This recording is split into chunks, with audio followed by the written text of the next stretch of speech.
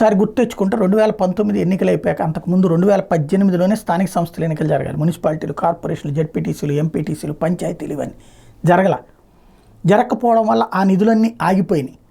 అప్పుడు ఆ విషయంలో ఎందుకు మోడీ ఇవ్వలేదంటూ పెద్ద రచ్చ. మరి మీరు ఎన్నికలు పెట్టలేదు అంటే, ఎన్నికలు పెట్టకపోతే ఫెడరల్ వ్యవస్థలు నువ్వు ఇవ్వవా, స్థానిక సంస్థలు మూసేస్తావా, ఏమనుకుంటున్నావు నువ్వు అని తిట్టిపోసినటువంటి సందర్భం.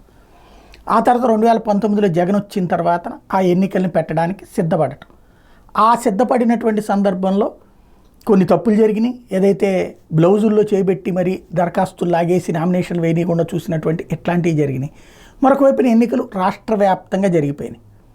దాంతో దాన్ని మధ్యలో ఆపడానికి ఆ రోజున ఎన్నికల కమిషనర్ చేసిన ప్రయత్నం, ఆ టైంలో కోర్టులో చేసిన వాదన ఏంటి, మాకిక్కడ నిధులు ఆగిపోతాయి, పంచాయతీలకు వచ్చే నిధులు ఆగిపోతాయి, మున్సిపాలిటీలు, స్థానిక సంస్థలకు వచ్చే నిధులు ఆగిపోతాయని వాదించారు.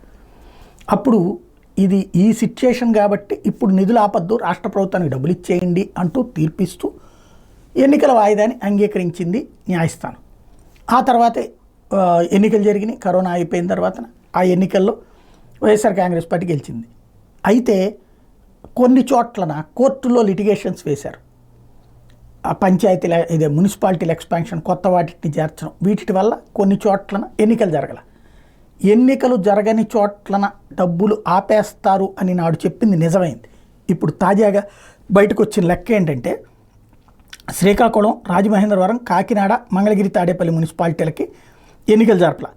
అట్లాగే ఆముదాల వలస, రాజాం, పాలకొండ, ఏలేశ్వరం, భీమవరం, తాడేపల్లిగూడెం, పాలకొల్లు, తణుకు, కొవ్వూరు, చింతలపూడి, గుడివాడ, వైఎస్ఆర్ తాడిగడప, బాపట్ల, నరసరావుపేట, రేపల్లె, పొన్నూరు, కందుకూరు, అద్దంకి, పొదిలి, గూడూరు, నెల్లూరు జిల్లా, కావలి, ఆలూరు, శ్రీకాళహస్తి, బి కొత్తకోట, వీటికి ఎన్నికలు జరపలేదు.